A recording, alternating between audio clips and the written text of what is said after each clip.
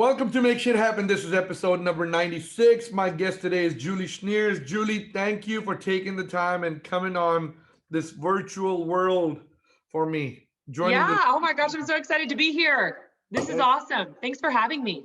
I appreciate you coming. And Julie, when last week, first time I spoke to you, and I loved what you had to say. And you used to be a teacher, Right.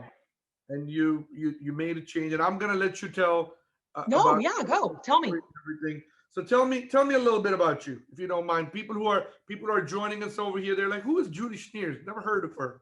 Who is You know what? Who's Julie is literally like my blog post. Like, who is Julie? You know what? That's a question I'm still asking, but I'll tell you what I do know. Okay.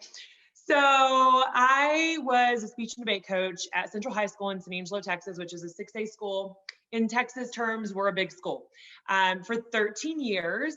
And I loved it. I loved every second of coaching. I love working with students. I love watching light bulb moments. But what really fed my heart was building relationships with these kids, and learning how impactful that could be. In my 13 years, I did a lot of learning. Man, I didn't even plan on being an educator. I had 2 degrees and neither one of them were education. And literally just the right doors kind of kept opening. I've said forever, God just said, this is what you're going to do. Plop, go get them.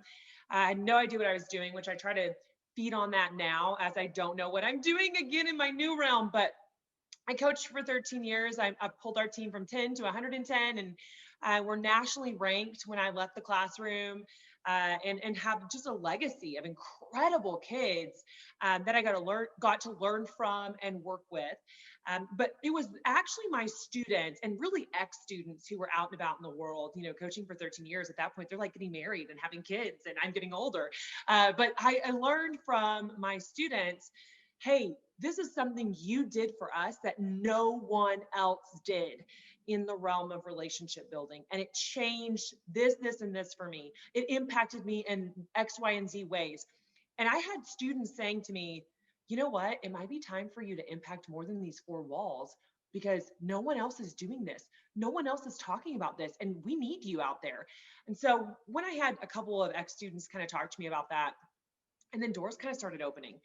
So currently what I'm doing is I speak about the power of flipping your focus to relationship building first.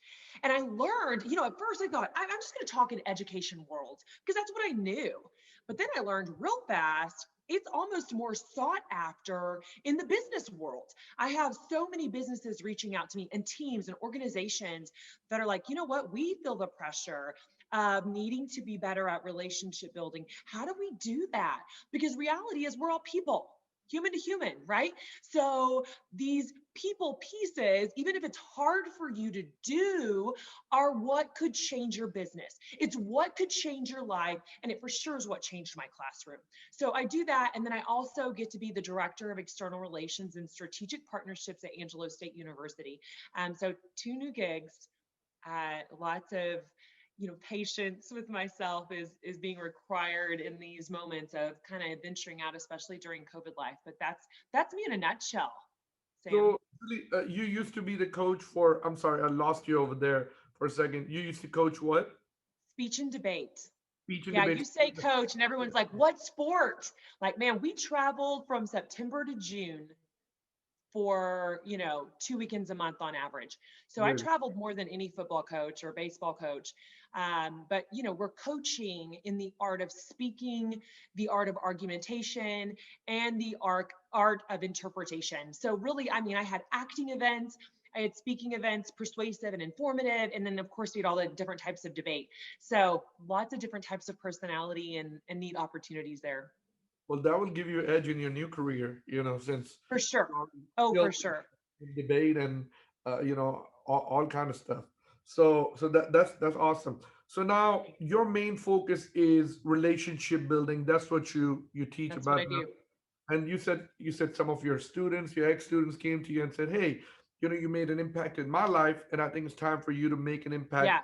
out to more When I people." kind of started talking about it, like, hey, wouldn't it be cool if, and I would go speak somewhere because they would ask me, and then, I was loving that.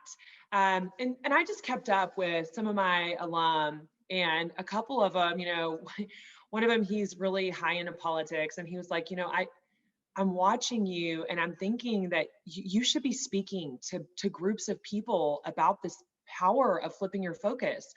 And really and truly, he helped me write my bio for my website, because I was like, I don't even know how to write about myself. Like, you've been helping other people for 13 years. Trying to help yourself was a flip in my head, really. So I couldn't have done it, honestly, without the encouragement of people in my circle of influence, which really were my ex-students. Yeah. Isn't that There- powerful? there's a lot of people who always say that they don't know how to write their own bio. I mean, so you're not alone in that room, I think. That makes me feel a little bit better. It's hard. So tell us a little bit about this goal setting and relationship building, and I mean, tell me, why is it so important? I mean, what I mean, someone can say, well, goal setting, I mean, anybody can do it. Why do I need a coach? Why do I That's need? so true. Yeah. Well, let me tell you kind of how, what really pushed me out into the realm, which started, of course, in education. So we're going to go back to my roots in that. When I was coaching, I was also department chair at my school for our finance and CTE departments. And in that realm, I was able to go into a lot of really neat classrooms and kind of just watch teachers. I also had the ability to create a program for our high school that was supposed to kind of put kids with a small group on campus. Our campus had 2,200 students on it, which is pretty huge. And studies show that 1 in 7 of those students went through their entire day feeling like their teachers did not care about them as a person. And that's not a Central High School study, that's a United States study, okay? So when I'm looking at that many kids and I'm going numerically, right, 1 in 7 feel like they're going through their whole day without a teacher caring about them as a person. One, I don't believe that's true. I don't think any teacher gets into the profession because of summers and great pay. Like, literally, I worked so many hours and I made nothing if you added up all the hours that I worked. And that's pretty true for almost every teacher. And I think COVID life has stretched that to the max. Like, these teachers are working their tails off to make this piece work. So I don't think that it was kids didn't or teachers didn't care. I think it's that kids didn't hear that piece, right? Like, it wasn't being felt that way. Possibly because we aren't good at communication. Maybe that teacher wasn't good at relationship building, and they have 7 of those in a row. Studies also show that 50% of a high school campus is not involved in an extracurricular. And think back when you were in school, like, really and truly, who do you connect with most? It's the people you end up spending the most time with. So as a speech and debate coach that I was spending so much time on the road with these kids, I knew them. So for them to connect with me wasn't a crazy idea. Them struggling to connect with a history teacher maybe wasn't quite as easy. So in the realm of getting kids all on campus, all in a small group, that meant we could cut out that 50% who weren't getting extracurricular love from their band teacher or their football coach because they didn't have one of those. And we could ensure that they were getting fed and talking through real topics that were not being covered in math and in science. So we create this mentor program. And I'll never forget it. The very first day, I'm introducing this to our staff. And I had a teacher stand up and he said, I'm sorry, my job's to teach history, not do this. And all I could think was, wow, if we have lost sight of what's most important in this day and time, when the numbers I know about mental health and broken homes are what they are, where are we going to be in 10 years, right? And studies show 1 in 12 students will try or seriously come to a very serious point with suicide. 1 in 10 are clinically depressed. Not, hey, I'm having a sad day. Like, they could be diagnosed. 1 in 4 have anxiety. Studies also show that by college, 73% of our students have gone through the top 5 mental health issues: an eating disorder, addiction, suicide, depression, or anxiety. 73% have gone through at least one of those. So we're talking about college kids, right, in this realm of, ages, and the study started at age 6. You want to talk about scary? In my research, I'm looking at, like, when did we start researching these kids? And they're talking about 6-year-olds. And then I end up reading an article about an 11-year-old who's committed suicide. I mean, our world is sitting in mental health turmoil. And if you look at broken homes, we're talking like 15 million kids are living in a broken home. So let's go ahead and scenario this down, right? If you are a single mom, because there's a lot of those and there's numbers for that, right? Like, you're a single mom, you may be working 2 jobs to take care of your kids. It's not that you're a bad mom, it's that you're trying your tail end off, right? And this kid is not involved in an extracurricular, but they're depressed. So now you've got the broken home piece, you've got the mental health piece, and sometimes your teachers are the front lines of going, hey, I've watched this kid and something's wrong, we need to check in on him. And I have a lot of experiences as a teacher that kind of showed me, you know what? You got to check in more. My first national champion, he was a homeless kid. And walking that with him, seeing what he'd been through, really opened my eyes. So when I'm talking about depression, anxiety, suicide, I have so many stories to pair with every single one of those that are live examples. So I know this is real. This isn't, I'm just spouting out, and the data said in the 1 place or 2 places or 10 places we find it. It's true, and it's scary. So in my mind, if we could flip our focus to relationship building first, you're going to have less history reteaches, right? Because the kids are going to be invested. Why? Because you're invested. And then when I start speaking, I learn in business, right? If you're invested in your clients, they're going to be invested in you. If you're invested in your employees, Your employees, say it again. you invested with your employees. You've invested in employees. If you are a manager and you take interest in your staff members and get to know them on a personal level, not just Right. guy comes in at 10 o'clock and he leaves at 6 or 7. Right. You have a little more. You take a little more interest. Things will be a little different. That's exactly right. And of course, the realm that I knew, we own a small business. We own a MRI business here in town. And so we're also small business owners, but I wouldn't say that I learned those lessons in business. I learned them in the classroom, but translating them to business has been crazy impactful and really neat to be a part of because it applies. Gotcha. So now you've branched off from the school system. Okay. I know you have taken a job at San Angelo State University. Angela State, uh-huh. Angelo State, I'm sorry.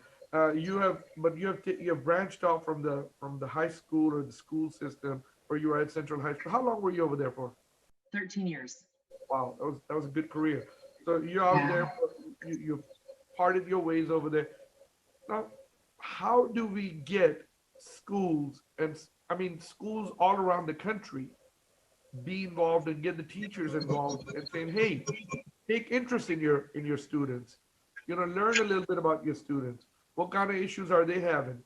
If you are invested in them or if you invest time with them and have, not just the teacher, students come in and they're failing, whatever, not trying to find out, hey, why are you acting out in class? Or why are you doing this in class? Or why are you sleeping in class? You know, how do we get the teachers convinced, or how do we get teachers on board to do that? Exactly what you were trying to do at Central High School. Well, and I'll tell you, I mean, I'm still speaking to schools. I mean, this school year I was able to do some keynotes and consulting with schools, some mini trainings and workshops. So I'm still battling that front. My heart believes that every educator, like I said earlier, got into this business for all the right reasons. And I just believe, like in life, your focus becomes so split between testing and attendance and like the day-to-day life of the things, COVID right now, virtual teaching. Like there's so many pieces that get put on top of a teacher that you lose focus. And I believe it's that simple. And I know it's not simple. I know that you still have to accomplish those things. You still have to worry about test scores and you still have to worry about attendance. But here's the reality, and this is what I talk about. If we focus on the parts that matter most, the other parts will fall into place. You have to make the hard parts your heart parts. And let's be very honest, relationship building can be hard. It is time consuming. If you're not good at it, you tend to not try. But reality is your kids are going to do better on that test. Your employees are going to be better salesmen or better workers if they are invested in it because they can feel that you're invested in it. So I have this like toolkit that goes with an acronym because, you know, my educator roots are never going to leave me. And it's lean. And I talk about, you know, lean on me, right? You'll sing it, you'll remember it, that memory mechanism, when you're not strong. Okay, so I say, if you are not someone that people can lean into, no one's ever gonna lean on you. So you have to lean in. It has to be you making the choice.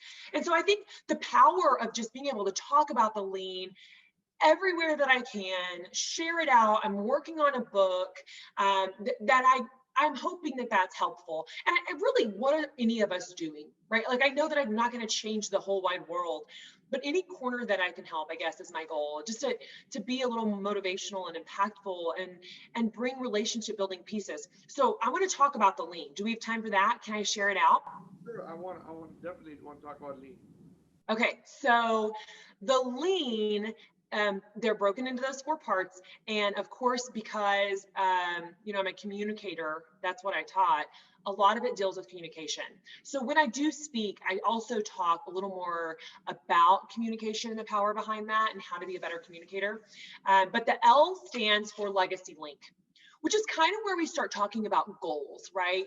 You asked me about the goal setting piece of it. We talk about personal goal setting. We talk about team goal setting. I think there's power in setting a goal for your group. So if you're a business, I mean, I just like you said, a New Year's resolution, I believe in the power of, as a group, setting a goal. But you have to know what your strengths and your weaknesses are before you go set a goal so that you know what you're working for. And everybody having the same goal in a business is pretty impactful.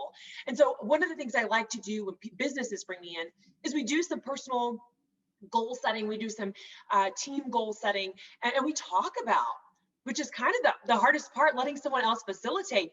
Hey, crew, what's your weakness? What's your strength as a business? And then letting your employees say, you know, the weakness is that this lady down the hall is pretty gossipy. That's a weakness. And you know what? That's a big weakness when you're talking about businesses. And so we talk about the goal setting there, but the legacy link stands for the ultimate goal. Okay. That goal is, how do you want to be remembered? Here's the reality. You are going to be remembered. The question is how. When you walk out of a room, you will have made an impact. When you're finished with the conversation or a sale exchange or a business deal, you're going to have made an impact on them. Whoever it is that you're talking to or working with or teaching, the question is, how do you want to be remembered because of the impact that you made? And so I would talk about this with my students, and I've got lots of neat stories when I get to give my talk, that really made them look at the bigger picture and think about that now. Like, if you think about your life, if I'm writing my obituary, how do I want to be remembered? And how I want to be remembered didn't link to having good hair, right? Like, it links to, I want to have made a positive impact in the world around me. I want people to speak at my funeral about being better because of some help I was able to give. And so if I'm doing that, what am I doing every single day that contributes to that? And when I would have kids do this, we do it like about January in class, and it would change the entire class because kids would have that bigger picture in their head. I want to be viewed as kind. Okay, what are you doing every single day to make that how you're going to be remembered? How are you making that your legacy? So we talk about legacy link. The E stands for eye contact. And here's where I get to talk about communication, which is where my heart is. Nonverbal communication is crazy powerful.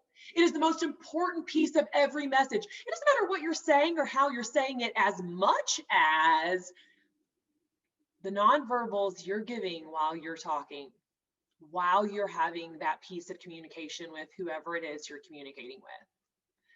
And one of the things in the world today that I think we all battle is taking the time to look someone in the eye. mean, we're such a busy world that we're on our phones and we're emailing. Hey, yeah, no, I got you. I'm listening, right? Like as you're doing something, we're multitasking to the point that we've forgotten how impactful it is to stop and look someone in the eye and think about what eye contact does for you. It makes you feel like you're important. Yeah. It makes you feel like you're being heard. Lack of eye contact makes you trust someone less.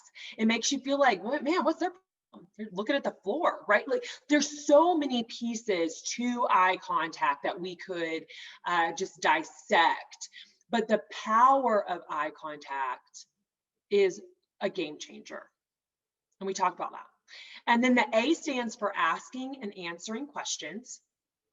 And the example that I like to give is I have a dear friend, and she is bubbly, and she is kind, and she is positive, and everything's always wonderful. And she's always having a really great day, or like everything's wonderful. And she's the last person I would ever share my struggles with because everything's always great.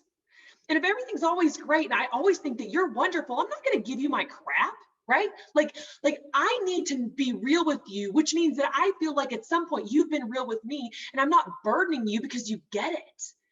And as an educator, I found that that was the hardest piece to share with other educators and let them buy into that. And I'm not saying that we need to share all of our trash and things in inappropriate ways, but I am saying if you're not willing to answer questions, don't expect someone else to answer questions, right? And you have to be the person that looks to ask those questions so that you can seek those answers. But you're going to have to share because communication is a two-way street. You can't just be like, well, he's not a good student because he doesn't really tell me what's going on. Well, why would he tell you what's going on? You don't ever tell him what's going on. You don't ever share anything with him. And I was always pretty open with my kids. I'm like, okay, guys, words of the wisdom here. I had a really rough morning. So I'm not trying to be, off my negative or positive balance today, but I just need you to know I'm feeling sick, or hey, here's what's going on. I want you to know what's happening with our team. Like I was just super honest, and that was a huge difference maker when I was an educator. But being able to ask and answer questions and build that line of communication. And then N stands for notes and quotes. And so I talk about the power of handwritten notes. And if you sit back and you think about that, that's pretty easy to process. Thank you notes are kind of a lost art. Thank you notes are something that I made every time we had something great happen with our team that we had a volunteer. I made my kids write those thank you notes. I make my real kids write thank you notes. Like I write thank you notes. I think there's power in taking the time to sit down and tell someone, hey, this was great and I appreciate you. And I don't think we do that enough. And one of the things that I learned from my students was I would get these little cards, and they would say little things that kind of link to what's ever happening in the day for that kid. So when a kid was having a hard day, I would just slide them a note. And maybe the note was as simple as, hey, I think you're awesome. These kids would collect them like Monopoly money, but we do that, right? Like when I left teaching, I have a whole box of notes that were given to me. Like the things that you hold on to. Why do I need something to hold on to? Because we aren't that kind of world anymore. So it's precious, right? Like you can verbally tell me, hey, Julie, you did great today. And I'm going to forget when I'm already having self-doubt about 3 hours later. But if you write down, I want you to know you were amazing today. And I have it in this piece of paper. When I'm having self-doubt 3 hours later, I can pull that piece of paper out and I can remember. It gives me something to hold on to, right? So I think there's a power in that. And one of the things I heard at first when it was just notes was, well, I don't know what to write. Okay, then get a quote. Pull a quote from online and sign the back of the card. So I have my own little cards that I'm working on marketing as well that say things like, hey, let me know if I can help. You're a rock star. Let your sunshine shine through your smile, whatever they say. But it just makes it easy so that if you are concerned about what do I write, you have like this deck of cards that you can just pull one out and sign the back. But I think there's power in notes and quotes and something that you can just hold on to. Keeping it simple, because I know we're busy, is probably the challenge and the reason why I started creating my own line of those. But that's the lean. I like that. I like the Thanks. lean. I like the lean. So legacy link, eye contact, asking and answering questions, and notes and quotes. You got it. That's what the lean is on. So I love it. I mean, I love it because and yes, you'll remember that because of the You song. are, because I sang to you. You're like, man, that annoying snippet where she's trying to sing Lean On Me. Lean on me. You're going to remember it. You're going to remember it. I have a terrible voice, and if I sing, everybody will shut down this podcast, Or we'll never forget it, right? or we'll never forget it. You're absolutely right. So let's keep going over here. So Okay. right now, you're also doing what is your role with Angelo State University, by the way? I'm the director of external relations and strategic partnerships, And what which is it? really just means I get to go build relationships with schools that may be partnering with us. Okay, okay. Yeah, So, I want to right get in my back. alley. That's correct. I want to get back with building relationships in school. So, and let's go back, and I don't want to get back over here, but let's just say, uh, teachers nowadays. I mean, and everybody's busy, right? We live in a busy world, and Right, everybody, even if we are not busy, we try to make ourselves look busy, feel busy, and right, it's all about the mindset, right? right. You're busy then, and you do a lot of stuff. And there's already teachers who complain about I don't make enough money because It's true. all the stuff I do with all the hours, I'm not, which is true, not making enough They do not make enough money. money. And then this COVID happened, right? And everybody had different opinions. I don't want to go back to school. I want to. Oh my gosh. Yeah. I'm working harder at home with all the Zoom classes, and now I got to do one by one, paying attention. And I mean, just the Zoom rooms become challenging. Well, some teacher like I rather have the students here in front of me because that's what I'm used to. I love that. I want Right, different opinion, hundred different opinion, 100 different places. right. But and I'm just gonna share this with you. I mean, my feeling, my thought is teachers and educators are a vital part of our community, of our culture, of our society. Okay, uh, because they're like they're like a guiding, like basically like a guidance. Because after our parents, after the parents let their kids go, the teachers, Right. educators are the next in line to shape that kids. That's right. Well, and I've always said, it really does take a village. And what's so funny? Well, let me talk on this for 2 seconds and we'll come back to COVID virtual juggling life. But when I was teaching, I had this little book, my little black book, and I took notes on parents because I have a third grader and a kindergartner. And I had this beautiful opportunity to have these interactions with parents. And I had so many incredible examples of this is the kind of parent I want to be. And I would see kids who were really close with their moms and okay, what does your mom do? Like, I want to know. I'm going to write it in my black book of, notes for me as a parent. And then I would have a kid come through and be like, oh my God, let me write that in the back of my book of things never to do to my kid. Like, I'd like to just write a book about my book of examples from parents on my team because you know what? Here's my best advice, the best piece of advice I can give to you if you've got kids. One, it's going to take a village. So don't pretend you're going to do it alone, right? And I don't think we do that. I don't think that that's ever an intent because we know that. But your child is most likely going to find someone else that they look up to. Okay. So you need to just hope and pray that it's someone that shapes them in a great direction.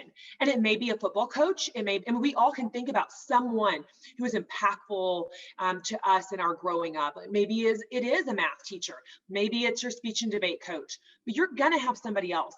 You want them in your corner. So you need to support them and you need to really guide your kids in those places and pray over that person. Because I had parents who were like, oh, well, my kid needs to play tennis instead. And your kid's obviously trying to quit tennis. Like let them kind of do what they want to do, support them and be a part of the journey instead of blocking the journey. And then when you conversate with me and you interact with me, then we can be on the same team because you need a team. And I had parents who were real smart about that. They would come to me hey, I know that you guys are close.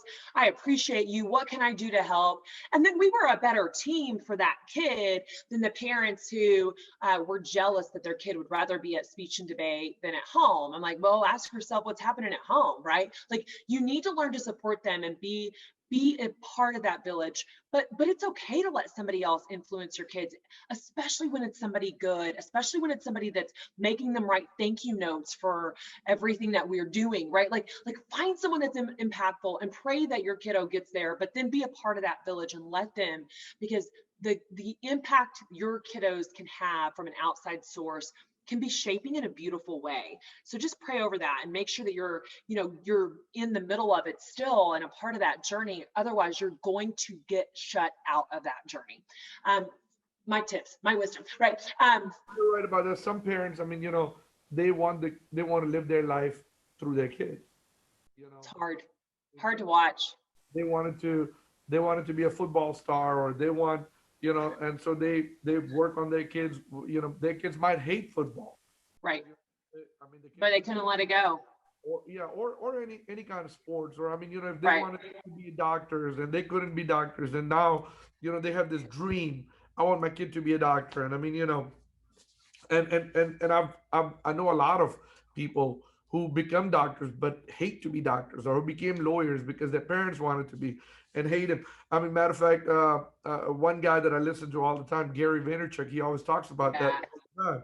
You know that you don't it's okay to disappoint your parents. I mean, because if you hate something, if you're not happy with something, and I mean, educators are right there in the beginning stages. They're your village. We can avoid that mistake, and Yes. and I mean, you're right. I mean, that history teacher who got up and said, I am here to teach history and not do this. Shame on Yeah. them. I mean, because I mean, Yeah. if you're an Well, and educator. I think teachers, and I back to your COVID questions, I think teachers are just tired, right? I don't think, like I said, I don't think any teacher got into this profession for the money, because there's not any, right? Let's be very real. And summers off, I mean, I can't tell you how many weeks I ended up doing conferences and conventions to do my professional development. And then I'm taking kids to nationals. So, and then I'm working weekends. So don't tell me summers off. Like, that's really not even a thing. Okay. So just go ahead and knock that out. We work triple It's not time. Summer's off. Yeah, yeah, not a thing, not a thing. But but Because but but, but hold on, but because you were a coach, right? yeah, A debate coach versus a history teacher. What are they true, doing during summer? true. In my mind, I was giving them grading credit. Okay, so you could be a little bit right there, but I still fall back to every teacher started teaching because their heart was in it, right? Like, Well, you wanted to make a difference. a a lot of teachers, and my dad always said five fingers are not equal, right? So not everybody's equal, but a lot of teachers, they go into teaching profession because they've dreamed of being a teacher since they were little kids. Since they were little kids, Right. little girls and little boys. That's what Yeah. they wanted to do. They wanted to be a teacher. Yeah. Okay, and so a lot of people, they go in teaching for that. A lot of other people, they go into teaching because when they're in school or something, they're like, you know what, or they're up in college or they graduate from high school, they're like, what do you want? I think I want to be a teacher. I want to help because they have had Yeah. some kind of lasting memory that Yes. or that someone made a difference in their life, Right. and they want to replicate that, right? Yeah. So yes, you're right. Nobody went in there for the money because Right. we all know teachers are underpaid Right. versus the Right. hours they make. So to that history teacher, right? Like, to every teacher that's frustrated, because I think that mentality of this is not what I signed up for is happening more and more right now because of COVID, right? But I that's don't, but that's not only teaching. That's everywhere. no, that's what I was about to say. It's everywhere. I mean, I mean, you can walk into a regular job. I mean, a printing company, and and if I'm the boss of printing company, I ask one of my employees to do something, and they sometimes they're like, "That's not my job." You can yeah, walk into a call center, and you tell yeah, somebody, "Hey, make these calls." They're like, "That's not my job." I People are know. having that attitude. It's Yes. not a teaching thing. It's a It's cultural. it's a COVID and possibly a culture thing, but I mean, and there's so many parts of that we could dissect in this conversation, right? Like, of our opinions about man, you should do a job that you love so that you're not working. You should put your heart into the most important parts of your job, which is sometimes the people, which is kind of what I'm talking about. Like, I think that you have to love what's around you, whether that be the guy working on the marketing stuff at your printing company, or the kid in your class that is struggling at home and comes to class with an attitude. Like, I think that you just have to figure out how to be your best you through COVID and culture. Okay. So right now, when we're struggling, let's just go ahead and assume that everybody's struggling, like you said. Let's not blame, I need to quit my profession. Let's just breathe through COVID. But to all the teachers who are doing virtual world, I mean, this is temporary. We're not necessarily going to be in the middle of these trenches forever. And so if I could say anything, it is this: don't let the crossing of T's and dotting of I's take over your life, because you're not going to be able to cross every T and you're not going to be able to dot every I right now. It's just not going to happen. And it's not your fault. You don't need to shoulder that. It's COVID's fault. So just let go of what you accomplished 2 years ago. Might not happen in the education realm. It may not happen in the quality realm. So now you're looking back at that L, that legacy link, because you're going to be remembered. How do you want to be remembered? And maybe it's not, those kids aren't going to go, oh my God, she was so good at crossing those T's and dotting those I's. Because kids are struggling too. I mean, we just talked about it. Everyone's struggling right now. So the question is, how do you want to be remembered? Exactly. Now, Julie, let me ask you a question. Since you said, how do you want to be remembered? If you have to go back to your 13-year career and just say, hey, you know what? I wish I would have never done this. Like, can you think about a mistake that you said, that you made, that you never kind of got past through it, and you wish you wish that you can share that with us, and it can be a lesson for future educators, future for the world. I think that's a really great question. It's really hard because I think the first year as an educator was such a growing year. Um, and like I said, so AKA, I've learned a lot of lessons. I've learned a lot of lessons. I mean, who hasn't? Every teacher has.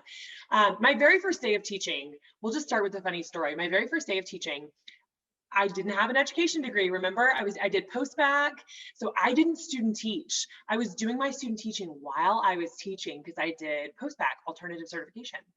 My very first day, like, I am an over preparer. I am a perfectionist to a flaw. Like, I'm just recovering all the time. I'm working on it all the time.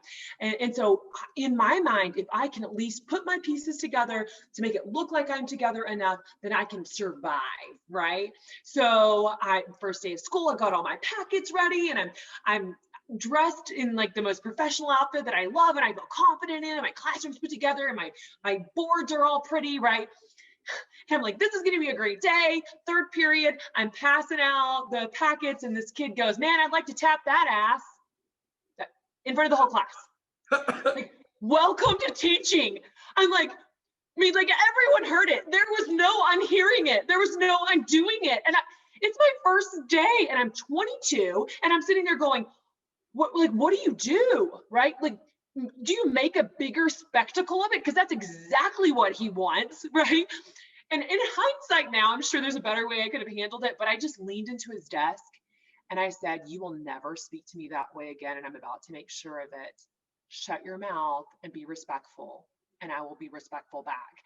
And then I just left and I kept going. And then I went and found his building trades teacher, and he dealt with it. And the kid was respectful for the rest of the semester, not because of my good teaching, but because of the building trades teacher.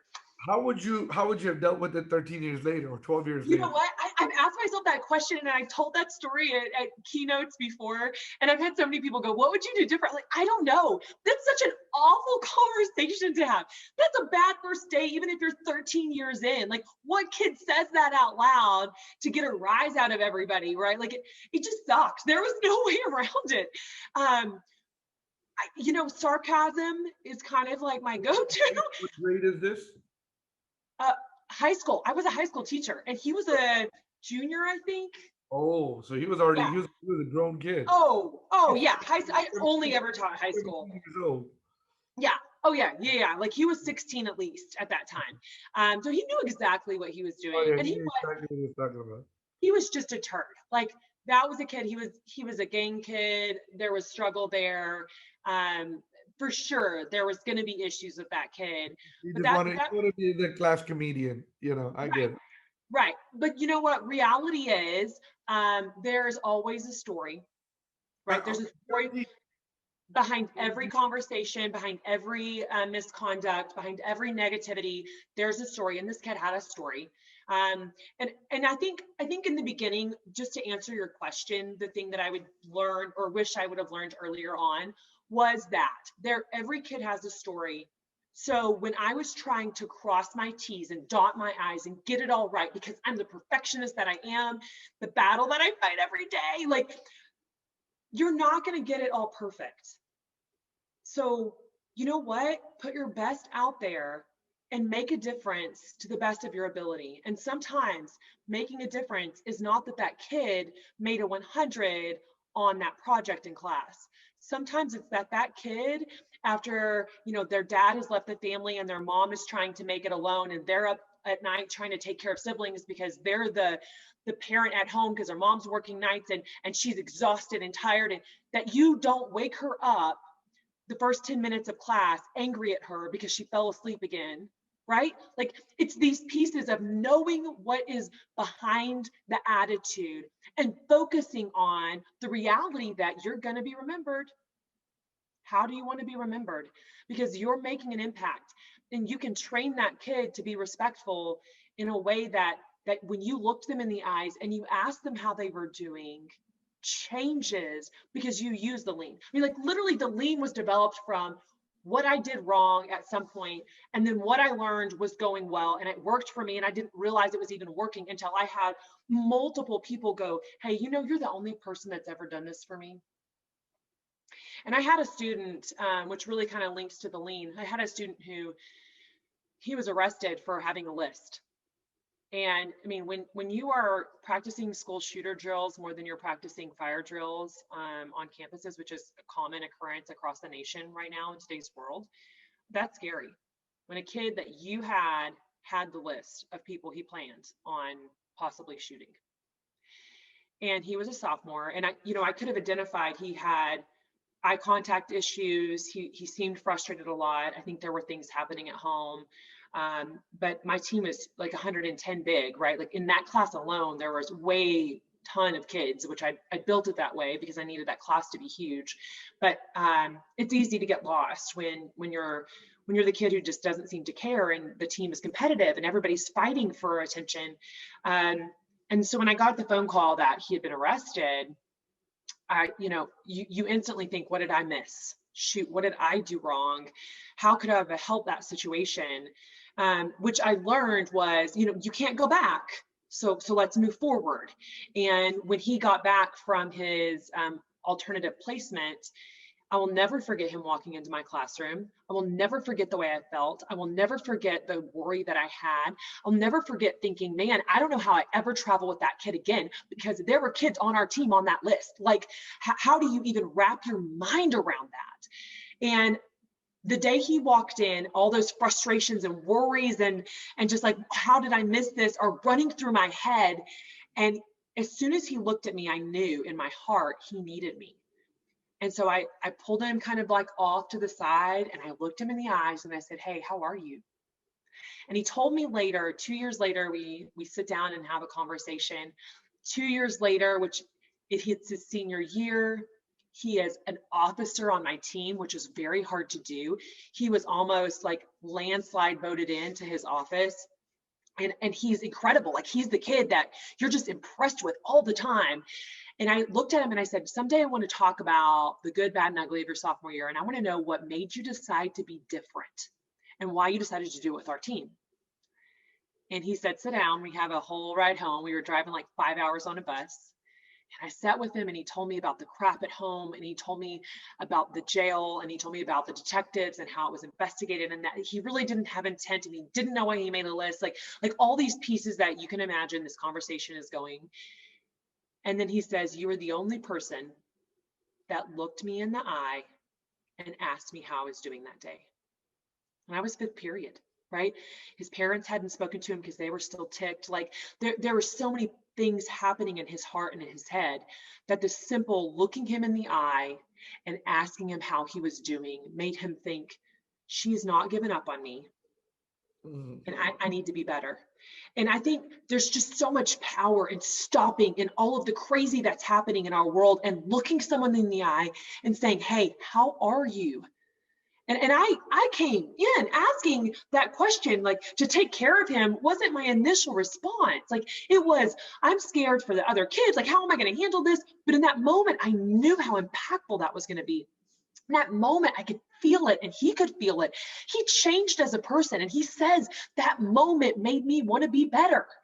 And I think the power of taking time to listen to our hearts and reflect on that, which is something I didn't do my first year of teaching. I was too busy trying to cross the T's and dot the I's, right? The perfectionist in me is trying so hard to do it all right and not miss the important stuff, that the most important stuff might have gotten missed. Mhm. And that's why I am so adamant about speaking about the power of relationship building and making sure that our focus is what it should be. It's like the rocks in that jar, right? Like at church, you put the big rocks on the bottom. The sand will fit in, but if you try to put the sand first, the rocks are not going to fit in. Like, if you want to fit all the things, you can. You can fit all the history lessons. I promise.